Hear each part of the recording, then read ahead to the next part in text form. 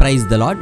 పరిశుద్ధ గ్రంథమైన బైబిల్ నుండి ఈరోజు ప్రశ్న: దైవదూషణ అనే అబద్ధపు నేరం ఎవరి మీద మోపబడింది?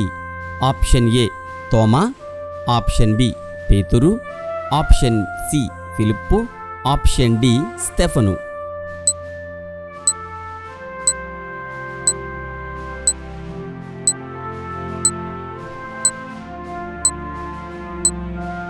సరైన జవాబు స్టెఫను. స్టెఫను కృపతోనూ బలముతోనూ నిండినవాడై ప్రజల మధ్య మహత్కార్యములను, గొప్ప సూచక క్రియలను చేయుచుండెను.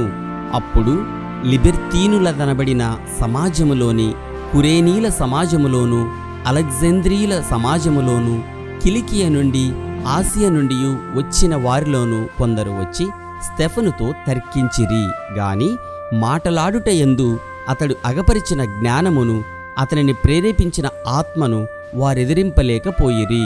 అప్పుడు వారు, వీడు మోషే మీదను దేవుని మీదను దూషణ వాక్యములు పలుకగా మేము వింటిమని చెప్పుటకు మనుష్యులను కుదుర్చుకొన్నారు. ఇది అపోస్తుల కార్యములు 6వ అధ్యాయము 8, 9, 10, 11 వచనములలో వ్రాయబడి ఉన్నది.